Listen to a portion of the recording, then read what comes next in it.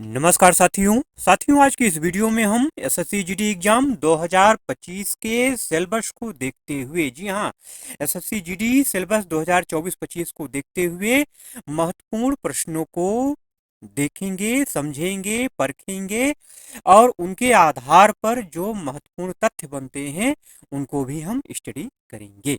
ठीक है, कहने का मतलब है कुल मिलाकर के वीडियो महत्वपूर्ण होने वाला है, प्रश्न महत्वपूर्ण होने वाले हैं, सेशन महत्वपूर्ण होने वाला है, इसलिए छोड़ के मत जाइएगा, कंप्लीट देखिएगा। चलिए ज्यादा समय न लेते हुए प्रश्नों का सिलसिला हम शुरू करते हैं और बात करते हैं आईआईटी की। ठीक है, आईआईटी मतलब भारतीय प्रौद्योगिकी संस्थान।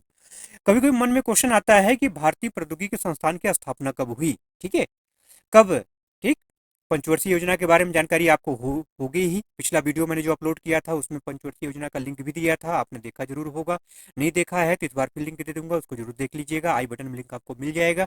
ठीक है, उसको जरूर से वॉच कर लीजिएगा। ठीक है, तो जो आईआईटी है ना, भारत की जो पहली पंचवर्षीय योजना थी जो कि 1951 से लेकर के 1956 तक चली। ठीक है, तो पहली पंचवर्षीय योजना के लास्ट में 5 भारतीय प्रौद्योगिकी संस्थान मतलब 5 आईआईटी तकनीकी संस्थानों का शुभारंभ किया गया। ठीक, तो पहली पंचवर्षीय योजना, इस क्वेश्चन का राइट आंसर हो गया कि पहली पंचवर्षीय योजना के दौरान आईआईटी की स्थापना हुई थी। ठीक, आपको मैंने बता दिया कि 1951 से लेकर 1956 तक जो है पहली पंचवर्षीय योजना चली थी।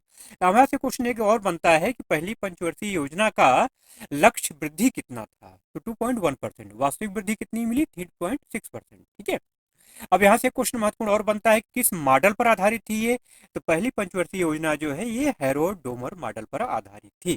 ठीक है, चलिए अगला प्रश्न है कि सर्दियों में वर्षा किस कारण से होती है। सर्दी, वर्षा का मौसम चला गया, सर्दी का मौसम आ गया है। सर्दी में भी वर्षा होती है, ठंडी के मौसम में भी वर्षा होती है। तो किस कारण से वर्षा होती है? हमारे जो उत्तर भारत में जो वर्षा होती है ना, ये पश्चिमी विक्षोभ के कारण होती है। किस कारण होती है? वेस्टर्न डिस्टर्बेंस के कारण जो है सर्दियों में वर्षा होती है। अगला प्रश्न है कि मनरेगा की शुरुआत कब हुई। प्रश्नों को देख करके आराम से आप अनुमान लगा सकते हैं कि जो भी प्रश्न मैंने लिए हैं, चूज किए हैं, चॉइस किया है, ऐसे प्रश्न हैं कि जो बार बार पूछा जाता है, रिपीट होता है। केवल एसएससी जीडी ही नहीं, एसएससी के हर एग्जाम में ये क्वेश्चन आते हैं, इसलिए प्रश्नों को ध्यान से देखिएगा, समझिएगा। मनरेगा की शुरुआत कब हुई? 2 फरवरी 2006। आपको ध्यान में रखना है, 2 फरवरी 2006 में मनरेगा की शुरुआत हुई। इसको क्या कहते हैं? फुल फॉर्म क्या है मनरेगा का? महात्मा गांधी राष्ट्रीय ग्रामीण रोजगार गारंटी योजना, मनरेगा। ठीक है, इसकी शुरुआत, अच्छा यहाँ से एक और ध्यान रखना है कि क्या है, पूरे भारत में शुरू हुआ था या कहीं विशेष जगह शुरू हुआ था? जी नहीं, ये विशेष जगह से शुरू हुआ था, पूरे भारत में नहीं शुरू हुआ था पहले ये। इसकी शुरुआत महेंद्रगढ़ और सिरसा जिलों की सभी ग्राम पंचायतों में हुआ था शुरुआत में। ठीक है, फिर 2007-2008 में इसे 130 और जिलों में लागू किया गया और 1 अप्रैल 2008 से भारत के सभी 593 जिलों में इसे लागू कर दिया गया। बात यहाँ पे क्या आती है कि मनरेगा है क्या? मनरेगा एक भारतीय श्रम कानून और सामाजिक सुरक्षा उपाय है। इसका मकसद है कार्य करने का अधिकार देना है। अगर आपसे पूछा जाए कि मनरेगा का मकसद क्या है, तो कार्य करने का अधिकार देना है मनरेगा का मूल मकसद। अगला प्रश्न है, करंट अफेयर्स को मान सकते हैं आप कि जापान में भारत का राजदूत कौन है, तो सीबी जॉर्ज। सीबी जॉर्ज जो है वर्तमान में जापान में भारत के राजदूत हैं। ठीक है, सीबी जॉर्ज 1993 बैच के भारतीय विदेश सेवा के अधिकारी हैं जो वर्तमान में जापान में भारत के राजदूत हैं। इससे पहले वह स्विट्जरलैंड, होलीसी और निकेस्टिन की रियासत में राजदूत और कुवैत में भारत के राजदूत रह चुके हैं। अगला प्रश्न है कि सत्रिया नृत्य किसके द्वारा विकसित किया गया? बहुत महत्वपूर्ण प्रश्न मेरे भाई, इसको ध्यान रखना है आपको। सत्रिया नृत्य का संबंध किस राज्य से है? असम से है, आप जानते ही होंगे। तो असम के महान वैष्णव संत और सुधारक श्रीमंत शंकर देव ने इसे विकसित किया। यह नृत्य 15वीं शताब्दी में वैष्णव धर्म के प्रचार के लिए शुरू किया गया था। सत्रिया नृत्य भारत के 8 शास्त्रीय नृत्यों में से एक है और ये सबसे लास्ट में इसको शास्त्रीय नृत्य का दर्जा दिया गया। कब दिया गया? 15 नवंबर 2000। ये ध्यान रखना है डेट, आपको पूछा जाता है सत्रिया नृत्य को जो है शास्त्रीय नृत्य का दर्जा कब प्रदान किया गया, तो 15 नवंबर 2000 को संगीत नाटक अकादमी ने भारत के शास्त्रीय नृत्यों में शामिल किया था। अगला प्रश्न है कि मेजर ध्यानचंद का संबंध किस खेल से है? बच्चा बच्चा इस प्रश्न का उत्तर जानता होगा, हॉकी से है, ये आपको भी जानना चाहिए। है? मेजर ध्यानचंद का संबंध हॉकी खेल से था। वे एक महान भारतीय खिलाड़ी थे और उन्हें द विजार्ड के नाम से भी जाना जाता है। मेजर ध्यानचंद ने 1928, 1932 और 1936 में भारत के लिए 3 ओलंपिक स्वर्ण पदक जीते।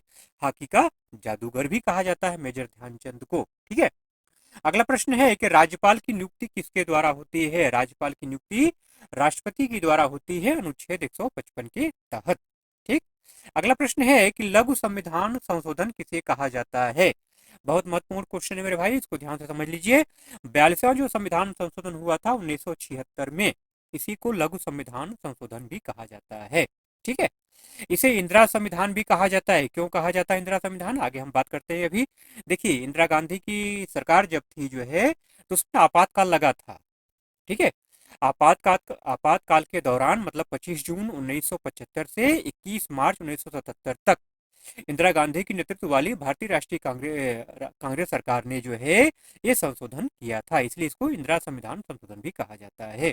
इस संशोधन के जरिए प्रस्तावना में समाजवादी, धर्मनिरपेक्ष और अखंडता जैसे शब्द जोड़े गए थे। पूछा जाता है ये भी कि समाजवादी, धर्मनिरपेक्ष और अखंडता जैसे शब्द किस संविधान संशोधन द्वारा जोड़े गए। ठीक है, इस संशोधन के जरिए भाग 4 में भारतीय नागरिकों के लिए मौलिक कर्तव्यों को तय किया गया था। मौलिक कर्तव्यों के बारे में पूरा डिटेल में मैंने आपसे पिछले वीडियो में बात किया था। एसएससी जीडी 2025 जो प्लेलिस्ट है उसको जरूर से जाकर उसमें वॉच कर लीजिएगा, पहला वीडियो आपको मिल जाएगा। उसमें पूरा डिटेल में मैंने जो है मौलिक कर्तव्यों के बारे में बात किया था मेरे भाई।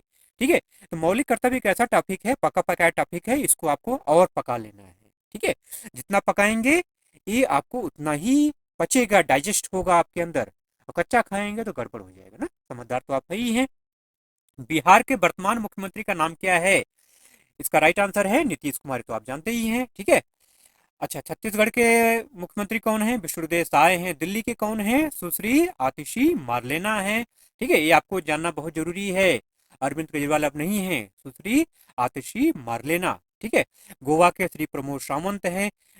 कुछ क्या हो गई बात, आपकी करंट अफेयर्स की बात हो गई। अच्छा, बिहार के राज्यपाल की अगर बात करें तो कौन है? श्री राजेंद्र विश्वनाथ अर्लेकर, ये बिहार के राज्यपाल हैं। अगला प्रश्न है कि अंत्योदय अन्न योजना की शुरुआत कब हुई? इसका जो राइट आंसर है वो है 2000। ठीक है, 25 दिसंबर 2000 को अंत्योदय अन्न योजना की शुरुआत हुई थी। किसने लॉन्च किया इसको? एनडीए सरकार ने लॉन्च किया। ठीक है, और सबसे पहले इसे राजस्थान में लागू किया गया था। उसमें प्रधानमंत्री कौन थे? अटल बिहारी वाजपेयी। ठीक, अगला प्रश्न है कि मौर्य वंश के किस शासक ने बौद्ध धर्म का प्रचार किया? तो सम्राट अशोक इसका राइट आंसर है। ठीक है, सम्राट अशोक जो है मौर्य वंश के अंतिम प्रमुख सम्राट थे। उनका शासनकाल 268 से 232 ईसा पूर्व तक था। अशोक ने कलिंग पर विजय के बाद हिंसकता को अस्वीकार कर दिया और बौद्ध धर्म अपना लिया। अशोक ने अपने पुत्र महेंद्र को और पुत्री संघमित्रा को बौद्ध धर्म के प्रचार के लिए श्रीलंका भेजा। अक्सर ये भी क्वेश्चन पूछा जाता है कि अशोक ने अपने पुत्र और पुत्री को बौद्ध धर्म के प्रचार के लिए कहाँ भेजा था? श्रीलंका भेजा था। ठीक है, तो नाम पे ध्यान रखना है। अशोक के पुत्र का नाम क्या था? महेंद्र, और पुत्री का नाम क्या था? संघमित्रा। अगला प्रश्न है कि भारत में राष्ट्रमंडल खेलों का आयोजन कब किया गया? भारत में राष्ट्रमंडल खेलों का आयोजन 2010 में किया गया था। जी हाँ दोस्तों, 3 से 14 अक्टूबर 2010 के बीच नई दिल्ली में इसका आयोजन हुआ था और उद्घाटन समारोह जवाहरलाल नेहरू स्टेडियम में हुआ था। और ये भारत में पहली बार राष्ट्रमंडल खेलों का आयोजन हुआ था, इसलिए क्वेश्चन ये महत्वपूर्ण है। अगली बात जो आपको ध्यान रखनी है, भारतीय एथलीटों ने इस खेल में मतलब राष्ट्रमंडल खेलों में 38 स्वर्ण, 27 रजत और 36 कांस्य पदक जीते थे। ठीक है, आपसे कभी कोई क्वेश्चन पूछा जाता है कि राष्ट्रमंडल खेलों में स्वर्ण पदक जीतने वाली पहली भारतीय महिला पहलवान कौन थी? तो थी गीता फोगाट। ठीक है, उन्होंने 2010 के राष्ट्रमंडल खेलों में 55 किलोग्राम फ्री स्टाइल वर्ग में स्वर्ण पदक जीता था। अच्छा, राष्ट्रमंडल खेलों की शुरुआत कब हुई? 1930 में हुई। कहाँ से हुई? कनाडा के हैमिल्टन में हुई थी। ठीक है, इन खेलों की देखभाल कौन करता है? किसके देख में ये खेल होते हैं? तो राष्ट्रमंडल खेल संघ मतलब जीसीएफ। ठीक है, राष्ट्रमंडल खेल कितने साल में आयोजित होते हैं? 4 साल में, ये आपको ध्यान में रखना है। हर 4 साल में राष्ट्रमंडल खेल कॉमनवेल्थ गेम होते हैं। ठीक है, अगला प्रश्न है कि केरल के वर्तमान राज्यपाल कौन है? आरिफ मोहम्मद खान इसका राइट आंसर है। इस बार राष्ट्रपति चुनाव में विपक्ष का चेहरा कौन था? बहुत महत्वपूर्ण क्वेश्चन भैया, ध्यान रखना है इसको आपको। राष्ट्रपति आपको जानते ही हैं कौन राष्ट्रपति कौन है? द्रौपदी मुर्मू भाजपा की उम्मीदवार थी। और विपक्ष से कौन खड़ा हुआ था? यशवंत सिन्हा। ठीक है, यशवंत सिन्हा विपक्ष से उम्मीदवार थे। अगला प्रश्न है कि शिक्षा का अधिकार किस संशोधन के द्वारा जोड़ा गया? 86वां संविधान संशोधन। ठीक है, भारतीय संविधान में शिक्षा का अधिकार 86वें संविधान संशोधन द्वारा जोड़ा गया। कब हुआ था ये? 2002 में। ठीक है, इसी के संशोधन के द्वारा 11वां मौलिक कर्तव्य जोड़ा गया था। ठीक है, उसी के तहत जो है 6 से 14 साल के जो बच्चे हैं उनको मुफ्त और अनिवार्य शिक्षा का अधिकार मौलिक अधिकार के तौर पर दिया गया। इस अधिकार को लागू करने के लिए साल 2009 में संसद ने निशुल्क एवं अनिवार्य शिक्षा अधिनियम आरटीई पारित किया। यह अधिनियम 1 अप्रैल 2010 से लागू हुआ।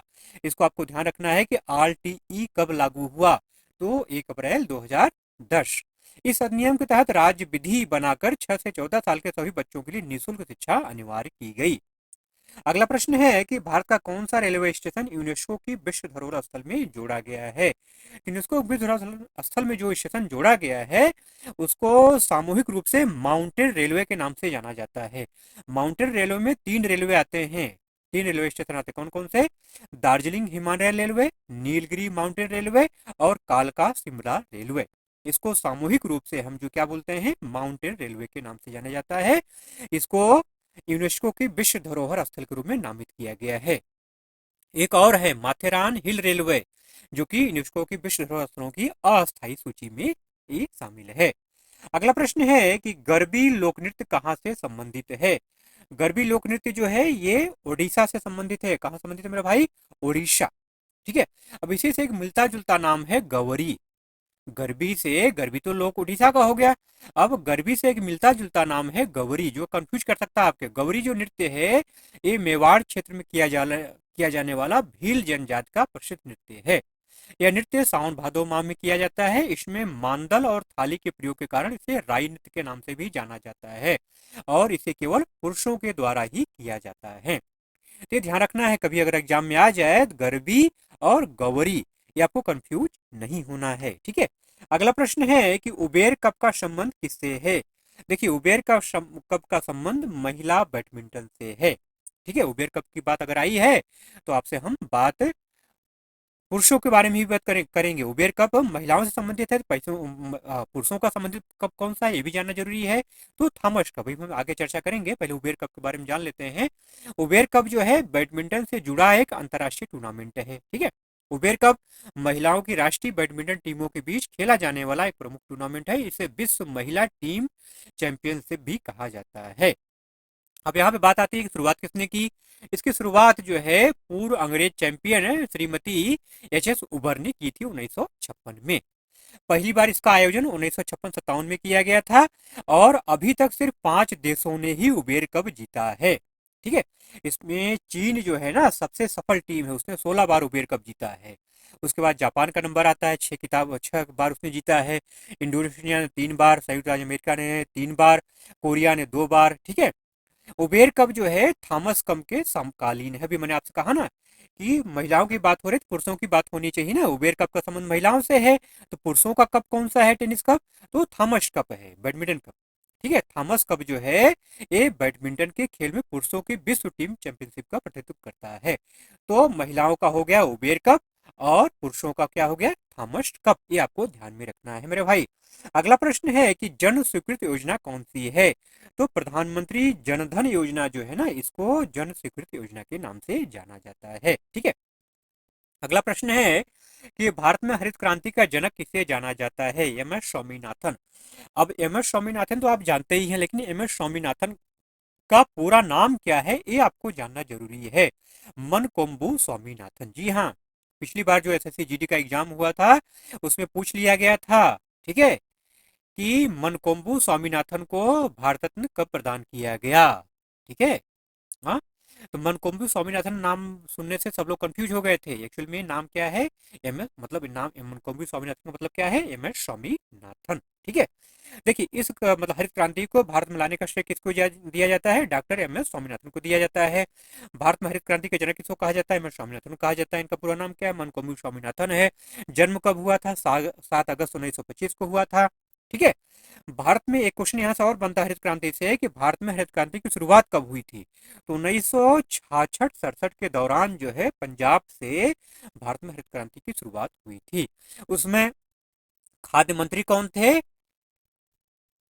सुब्रमण्यम, सी सुब्रमण्यम उसमें क्या थे? खाद्य मंत्री थे। चिदम्बरम सुब्रमण्यम उसमें खाद्य मंत्री थे। प्रधानमंत्री कौन थे? लाल बहादुर शास्त्री। ठीक है, चलिए इन्हीं प्रश्नों के साथ आज के वीडियो को एंड करते हैं। अगर वीडियो अच्छा लगा मेरे भाई तो जाते जाते एक लाइक जरूर से कर दीजिएगा, और चैनल पर अगर नए हैं, सब्सक्राइब नहीं किया आपने, तो सब्सक्राइब करके बेल आइकन को ऑन जरूर से कर लीजिएगा मेरे भाई, नहीं तो नोटिफिकेशन नहीं मिलेगा। ऐसे ही महत्वपूर्ण प्रश्नों के साथ, ऐसे ही कंटेंट के साथ चलिए मिलते हैं अगले वीडियो में। तब तक के लिए जय हिंद।